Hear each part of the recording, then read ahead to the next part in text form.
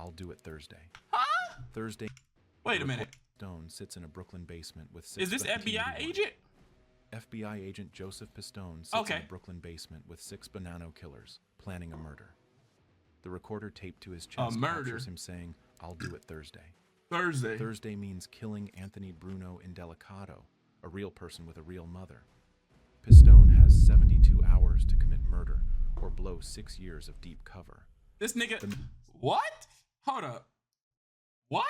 So what I'm hearing is that this FBI agent been working with the Mafia for 6 years. This is how you know. This is how you know Mafias is a little bit different than gangs.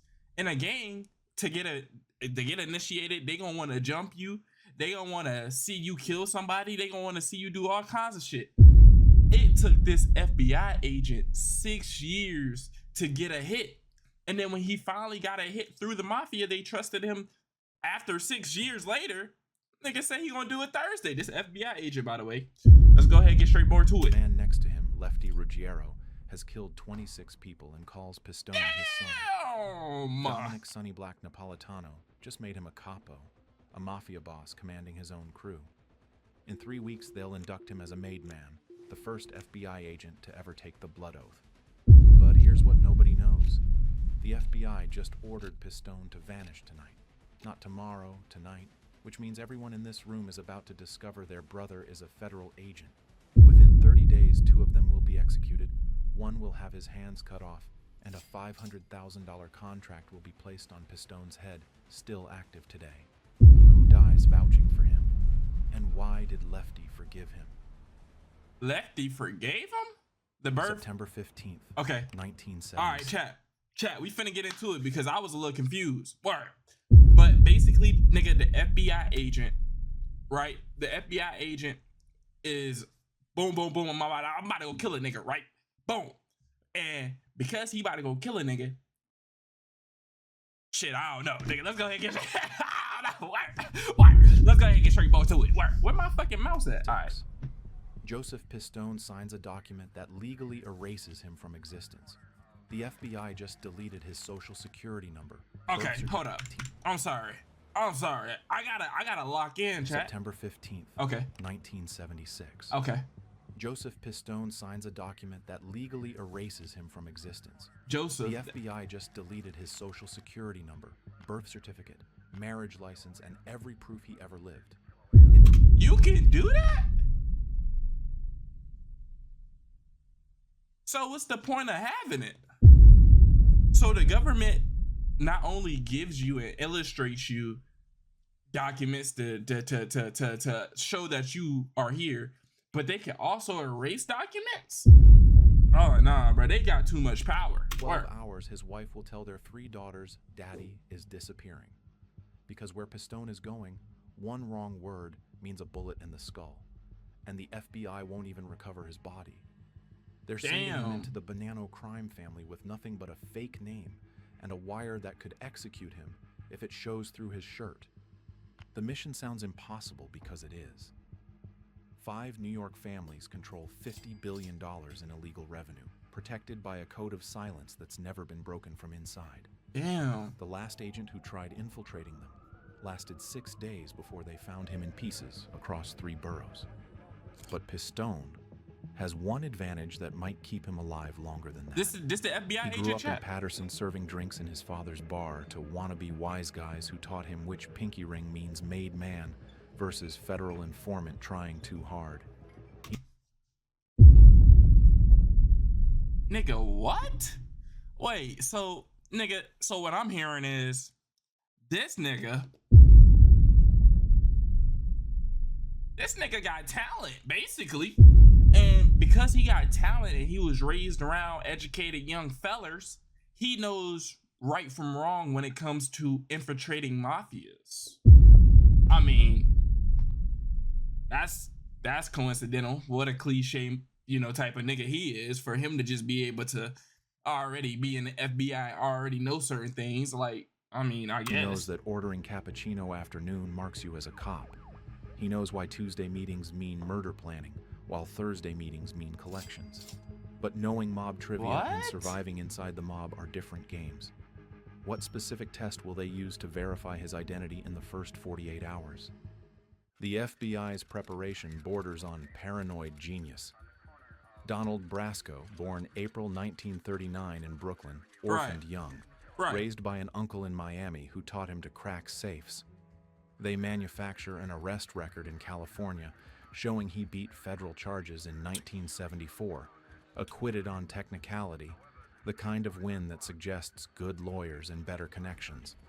They deposit $50,000 in small bills across 7 bank accounts, each transaction backdated and structured to avoid federal reporting.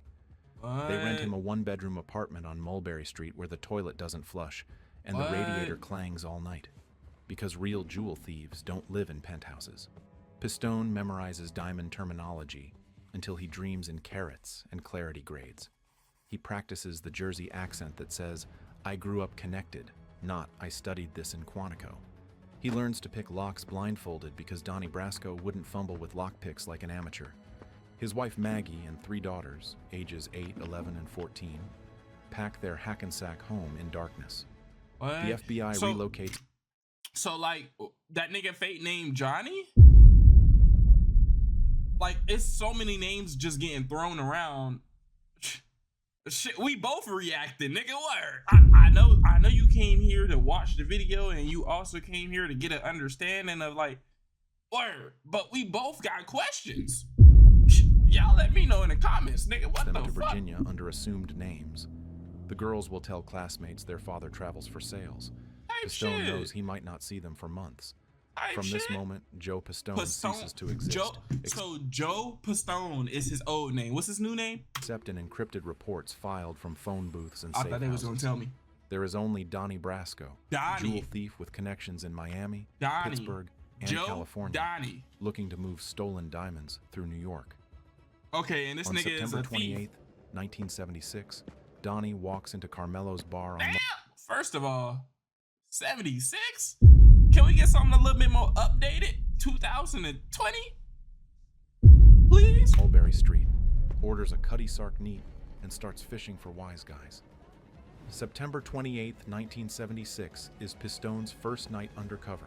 Pistone. He walks into Carmelo's wearing $30,000 in fake gold and real confidence. The bartender, Joey Dogs, is a Colombo associate who reports every stranger to his capo. Pistone orders Cutty Sark neat, not scotch, specifically Cutty, because that's what connected guys from Jersey drink. He drops $500 on the bar, counts it twice, wise guys always count twice, and mentions he's looking for friends who appreciate quality stones. Joey Dogs studies him for 17 seconds that feel like 17 years. Then he says 8 words that could save or end Pistone's life. There's a guy you should meet, Lefty Ruggiero. Who is Lefty Ruggiero, and why does meeting him mean Pistone can never see his family safely again? What they mean by Benjamin Lefty Two Guns Ruggiero has murdered 26 people and earned his nickname Lefty. Oh my God. Not from being left-handed, but from a botched hit in 1962 when a target's bodyguard shot him twice in the left arm, leaving it slightly crooked. At 51, after 3 decades in the Bonanno family and all his kills, Lefty never earned his button, never been formally inducted as a made man. This burns him daily.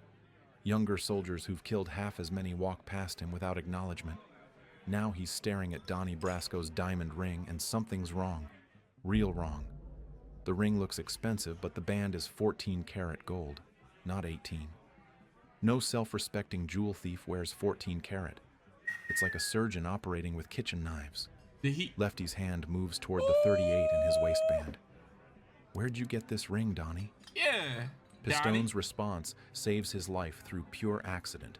Instead of defending the ring, he attacks it. That piece of shit won it in a poker game from some mook in Miami. Look closer. The diamond's cubic zirconia, maybe worth 200. He removes the ring, tosses it on the bar dismissively. I wear it to mark suckers. Anyone who thinks it's real doesn't know diamonds. Lefty's hand relaxes. This kid just admitted wearing fake jewelry. No undercover cop would confess to being a fraud. More importantly, Donnie's right. Under the bar's fluorescent lights, The stone shows telltale cloudiness of synthetic crystal. Lefty laughs. Actually laughs. You got balls wearing fake ice around made guys. But why does Lefty's next question contain a trap that could expose Pistone immediately?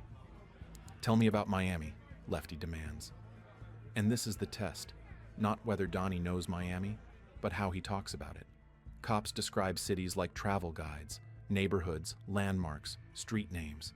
Criminals describe cities through crimes, which crews control the port, where to fence stolen goods, which judges take bribes. Pistone talks for 7 minutes about Tampa Tony's chop shop operation, the Cuban crews running cocaine through Key West, how Hurricane Elsa fucked up the stolen car pipeline for 3 months. Damn. It's all fabrication built from DEA intelligence reports, but Pistone sells it like memory. Lefty signals the bartender, "Joey, get my friend here a real drink." The rest of the bar notices when Lefty Ruggiero buys you a drink, you're either protected or about to die. Which one applies to Donnie becomes clear with Lefty's next words. You know what your problem is? You got no friends in New York. Lucky for you, I'm gonna fix that. The friendship develops through calculated subservience. Hold up, chat, hold up. First of all, Lucky, get off my dick. Oh, Lefty, get off my dick. Word. Because, first of all these damn questions, I'm already sweating. I mean, you already got a hunch that I might be a cop. First of all, now that I think about it, this nigga is he cause word, so he got shot in the left arm twice. That shit cricket. His shit cricket. He got 20 something bodies, like shooting niggas. Word. And on top of that, like, is he in the mafia? Like, what's going on? I guess, like, this is his introduction to his mafia. Like, word. Like, I'm just trying to figure it out, chat. Like, somebody let me know. Like, word.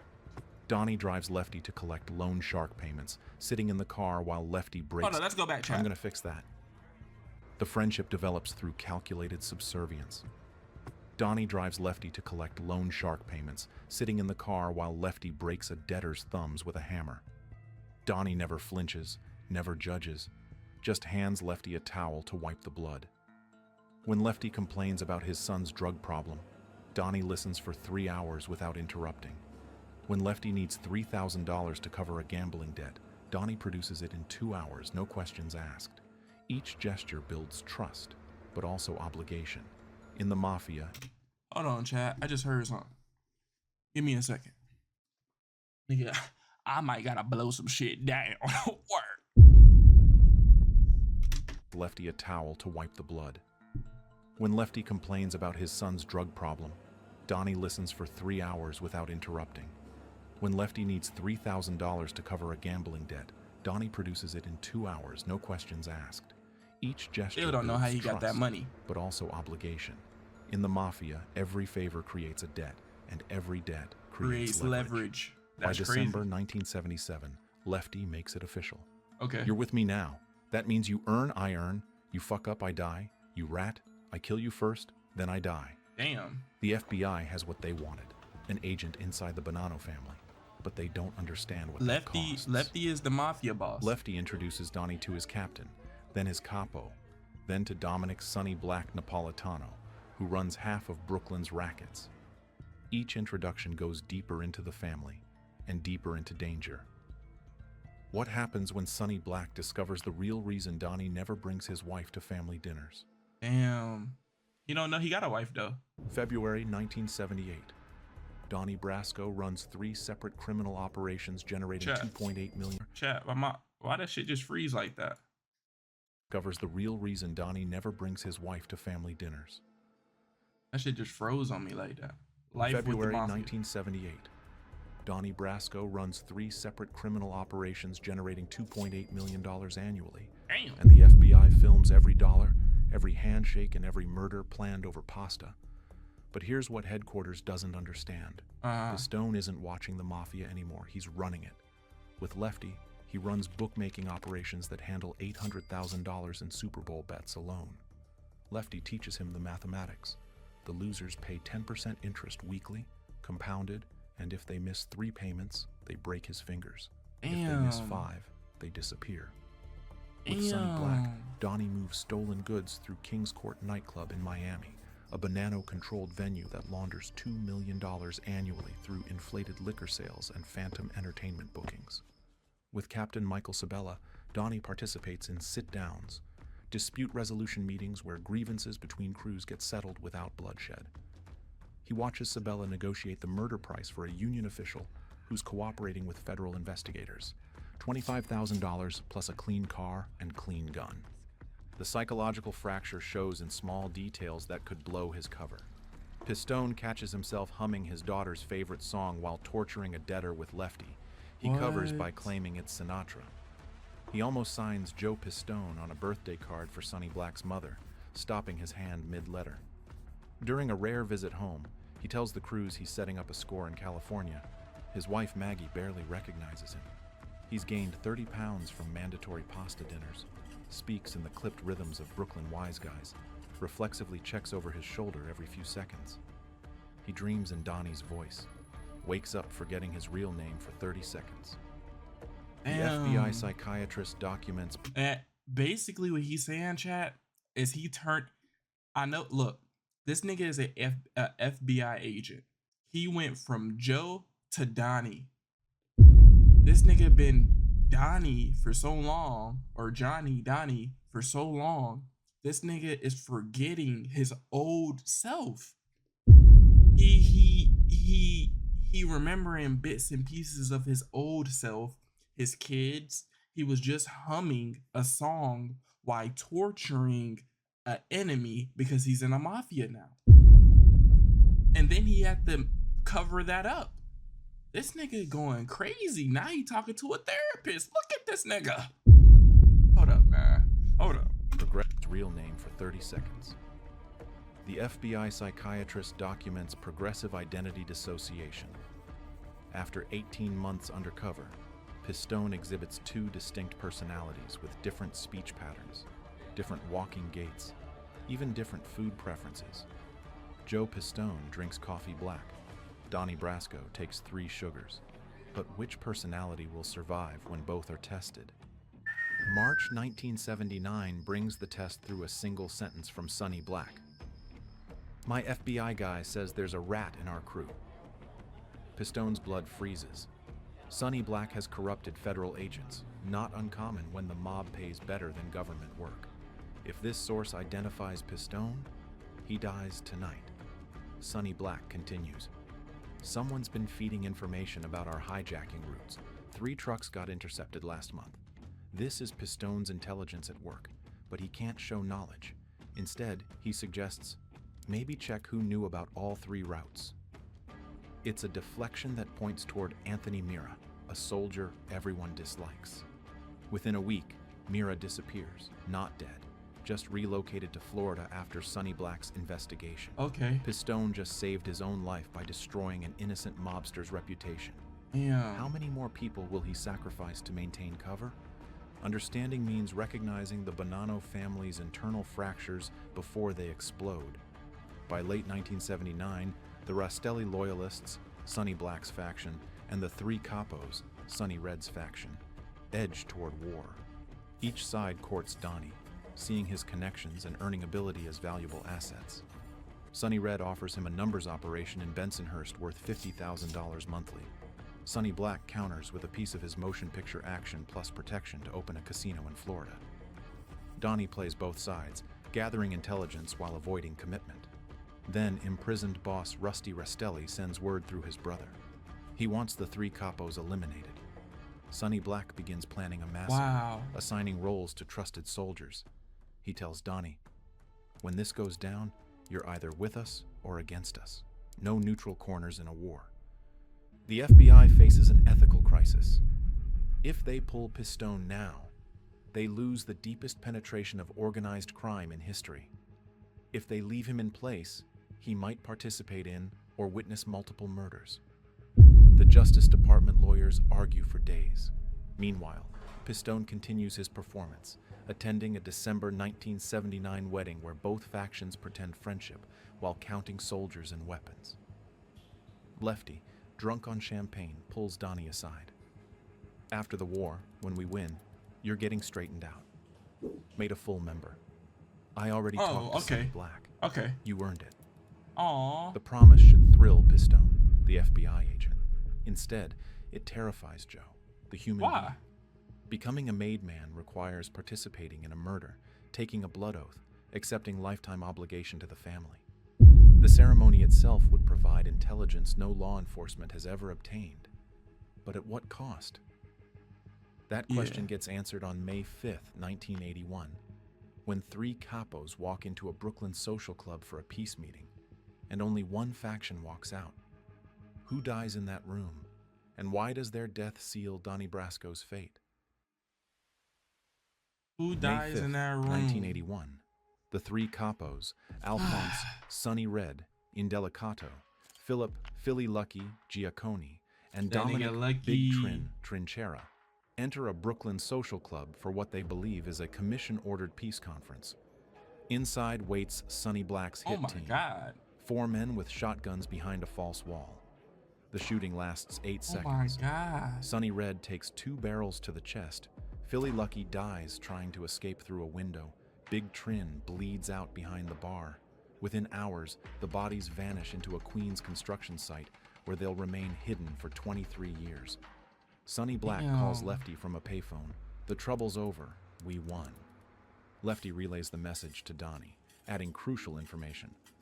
This makes Sonny Black a capo. I'm finally going to be straightened out. And you're on the list too. The FBI monitoring room erupts in controlled chaos. Pistone's handlers recognize the crisis. Their undercover agent stands 3 weeks from becoming the first law enforcement officer inducted into the American Mafia. The intelligence value would be unprecedented, learning the secret ceremony, identifying every made member, mapping the family's complete hierarchy. But the moral cost is unacceptable. Induction requires making your bones, participating in a murder to prove ultimate loyalty. The Bureau's lawyers look, I tried to tell you. Look, we're gonna go back, but look, I tried to tell you. What they do is they try to, like, games, even in Mafia. I mean, I guess in the Mafia, like, they do it a little bit later after they trust you, but in gangs, in order for them to trust you in America, like the gangs that we be knowing for, like, Bloods, Crips, Folk, word, them niggas, they'll jump you and shit like that, but some of them niggas will be like, nah, I don't trust you. We gon' see if you really about it. We gon' see if you gonna kill a nigga tonight. Woo, woo, woo, woo, woo. And this shit ain't for the weak. As you just seen. They just said in order for them to trust Donnie, Joe, the FBI agent, he gonna have to kill somebody. We gonna listen to it again. Just listen. Identifying every made member, mapping the family's complete hierarchy. But the moral cost is unacceptable. Induction requires making your bones, participating in a murder to prove ultimate loyalty. The Bureau's lawyers deliver an ultimatum: extract Pistone before he's forced to kill or be killed. Pistone argues for more time through his handler, Tony, using a payphone outside a Howard Beach diner. 2 more weeks. Let me get inside the ceremony, record the oath, identify everyone present. Tony's response: Joe, they want you to kill Anthony Indelicato, Sonny Red's son. It's already decided. Bruno Indelicato got marked for death at 33. Damn. Not for any crime, but for being his father's son. Damn. Mafia justice demands blood for blood. Sonny Black assigns the hit to Donnie personally, a test of loyalty before induction. Thursday, July 30th. Sonny Black explains over espresso at Toyland. Bruno goes to his girlfriend's apartment in Queens every Thursday and stays till midnight. Simple in and out. Lefty provides the gun and you do the work. Donnie asks about backup, because he knows refusing means immediate execution. No made member would reject such an honor. Accepting means crossing a line no undercover should cross. He stalls, claiming he needs to scout the location, study Bruno's patterns. Sonny Black agrees but sets a deadline. Thursday, no excuses. July 26, 1981. Instead of meeting Lefty and Sonny Black for their regular Sunday dinner at Casa Bella, Pistone sits in a Manhattan FBI office as agents prepare arrest warrants. The decision comes from Washington. The Operation Sun Apple ends tonight. At 8 p.m., a federal prosecutor calls Sonny Black. Dominic Napolitano. This is Assistant U.S. Attorney Barbara Jones. The man you know as Donnie Brasco is Special Agent Joseph Pistone of the FBI. Federal agents are en route to arrest you. The phone goes silent for 17 seconds. Then Sonny Black speaks one word: motherfucker. Simultaneously, agents arrest Lefty Ruggiero at his apartment. Lefty's wife later tells investigators her husband went pale, sat on their bed, and whispered over and over, "Donnie was my friend. How could he do this?" Damn. By midnight, the FBI has arrested 19 Bonanno members and associates. The family's leadership structure, documented across 6 years of surveillance, collapses in 6 hours. But the real destruction comes from revelation. The Mafia's vaunted security, its ancient codes and blood oaths, failed to detect a federal agent in their inner circle for 2,190 days. If Donnie Brasco could infiltrate them, who else might be wearing a wire? Which trusted soldier is actually a cop? The paranoia will prove more destructive than any prosecution. How many will die in the aftermath of Donnie's betrayal? And what price will Joseph Pistone himself pay for the rest of his life? Damn, bro. So much shit going on, bro. So they done caught the Mafia because that nigga was about to kill Sonny's son because Sonny fucking killed their people. And like the rule is, nigga, you kill one of ours, we're gonna kill one of yours. And we killed one of yours, but because we don't want any ties to do with the shit that we already done, you get what I'm saying? Because we killed your father, we don't want you to grow up and resent us. We're gonna have to kill your ass too. And we're gonna make the FBI agent do it. And the FBI agent was down, but his agency wasn't. And because his agency wasn't, they had to arrest everybody. And that nigga Lefty was like, damn, that's my friend though. Like, damn, like how it is sad, but it's tough. I ain't gonna lie. August 17th, 1981. Dominic Sonny Black Napolitano parks his Cadillac outside a Staten Island house, removes his Rolex Submariner and diamond pinky ring, and hands them to the bartender from Toyland with instructions. "Give these to my wife." He walks through the front door, knowing he won't walk out. In the basement, 3 Bonanno soldiers wait with 38 revolvers. The commission has ruled that whoever vouched for Donnie Brasco dies for the family's humiliation.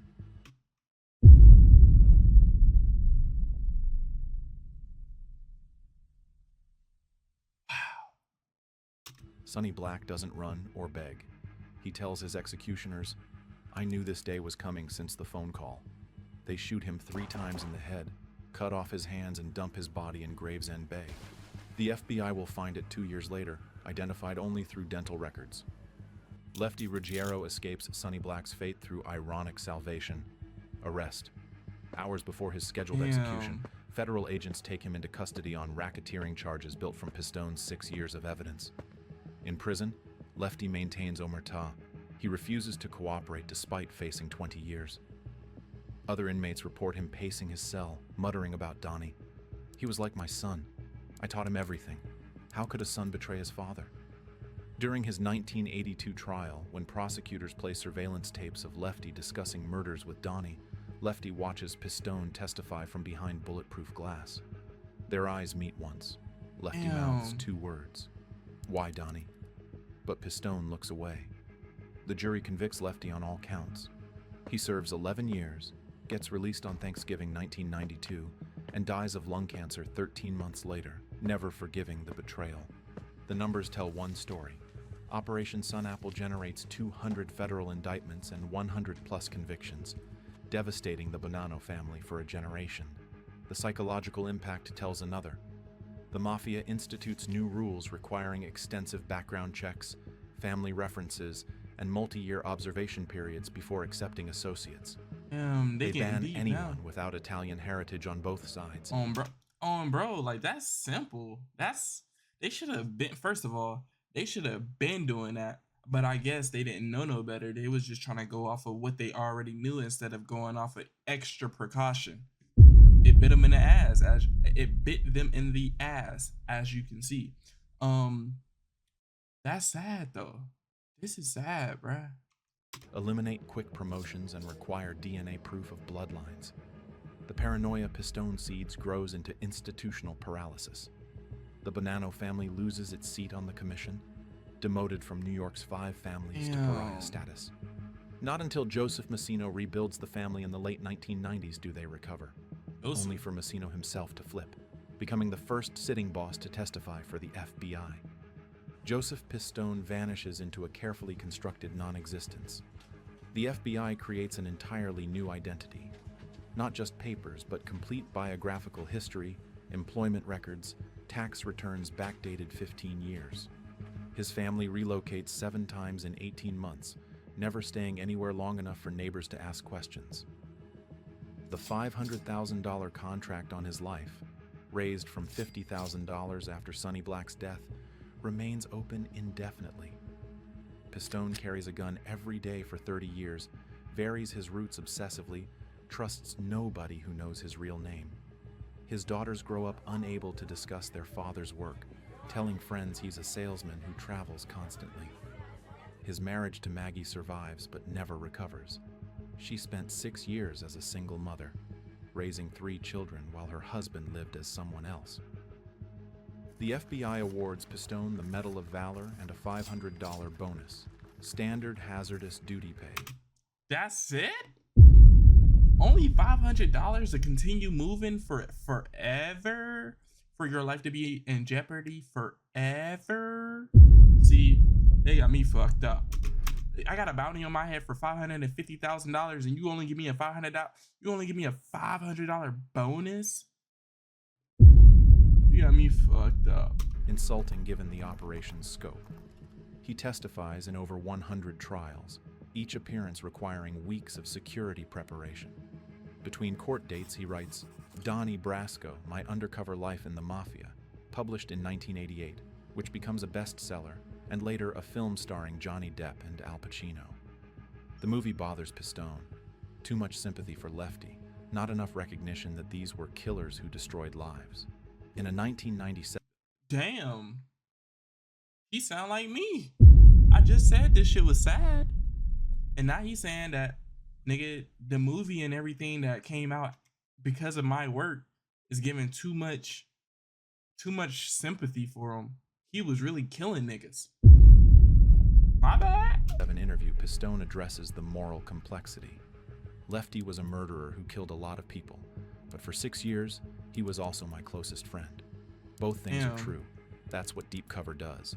It makes you hold contradictions that would break most people. Today, Pistone gives interviews about his life as an infiltrate. The Mafia still operates in New York, diminished but not defeated. But Pistone proved something that terrifies them more than any arrest. What? Their greatest strength, the family bond that holds them together, can become their fatal weakness when that bond is fake. Every handshake, every introduction, every moment of trust now carries the question, is this another Donnie Brasco? In our previous video, The Lufthansa Heist, we explored how the Mafia's greed destroyed them from within. But Donnie Brasco proved something worse. Their loyalty could destroy them too. This was one hell of an episode, man. One hell of an episode, I ain't gonna lie. Hey, chat. I'm glad y'all was here to watch this shit with me. Let's go ahead and get this video out. I love y'all. I'll see y'all in the next one.